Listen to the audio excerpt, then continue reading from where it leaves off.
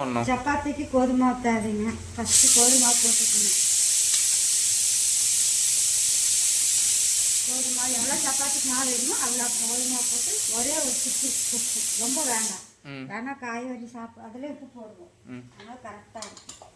போட்டால் நல்லா இப்படி செஞ்சுட்டு நல்லா கலக்கி விட்டுரும்.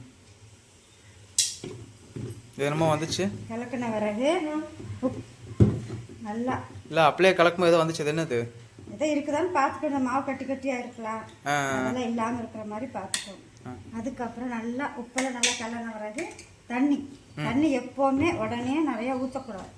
அளவாக கொஞ்சம் கொஞ்சமாக தான் இவ்வளோதான் ஊற்றணும். ஃபஸ்ட்டு தெளிச்சு விட்டு தெளிச்சு ஆமாம், தெளிச்சு செஞ்சாக்க எல்லாத்தையும் கொஞ்சம் சேர்த்து விட்டுக்கணும்.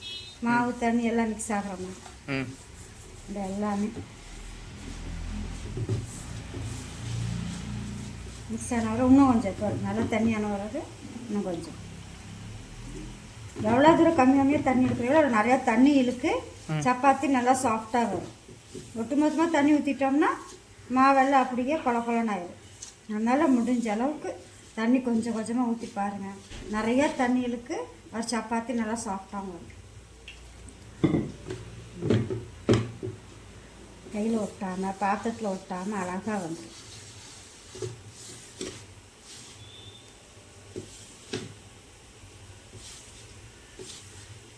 பாருங்க, எல்லாம் ஒன்றா சேர்ந்தா ஒன்று சேர அடியில் இருக்கிற பாத்திரத்தில் ஒட்டாமல் நீட்டாக வரும்.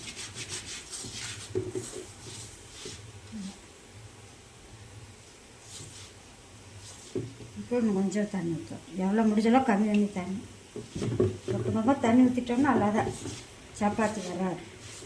களியாட்டம் கொள்ளும்.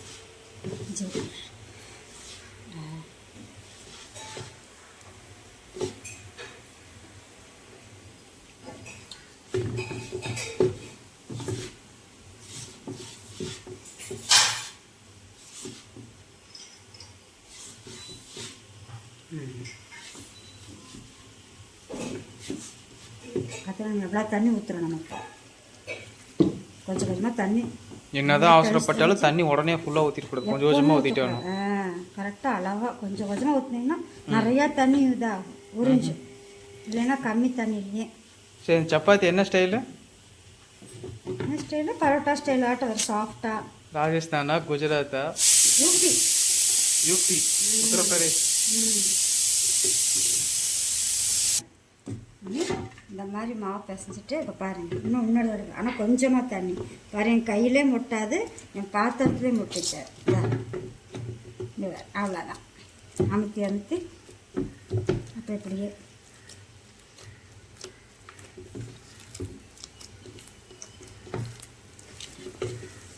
பாத்திரத்தில் சுத்தமாகவே இருக்காது மாவு. அது காரணம் இதுதான், தண்ணி கொஞ்சம் கொஞ்சமாக ஊற்றி பிசைகிறேன். இப்போ உங்களுக்கு தண்ணி அதிகமாக இருக்கிற மாதிரி தான் எவ்வளோ தூரம் இப்படி.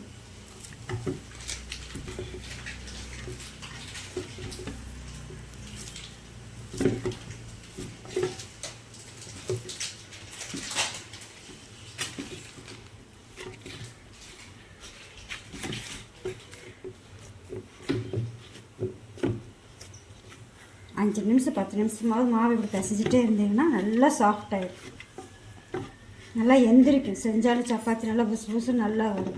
பாத்திரத்தில் இது ஒட்டிடக்கூடாது. இந்த பாத்திரத்தில் துளி கூட ஒட்டலைன்னா நம்ம சப்பாத்திக்கு மாவு நல்லா பர்ஃபெக்டாக பிசைஞ்சிட்டோன்னு அர்த்தம். சப்பாத்தி நல்லா வரும். லைட்டாக ஒட்டிருக்கலாம், ரொம்ப திருத்திட்டு ஒட்டிடக்கூடாது. துளி கூட ஒட்ட போனால் அந்த பாத்திரம் ஆக்கிட்டு வந்து வைக்கணும். அப்படி இல்லை, வந்துடும், செய்ய வந்துடும். பாருங்கள், என் கையிலே முட்டலைங்களா நீட்டாக. இந்த மாதிரி வந்துட்டாவே நம்ம சப்பாத்திக்கு மாவு பர்ஃபெக்டாக பிசைஞ்சிட்டோம். சூப்பர் பர்ஃபெக்டான மாவு பாருங்கள். ஓகே, இது வந்து பார்ட் 2 வீடியோ ஏற்கனவே அப்லோட் பண்ணியாச்சு.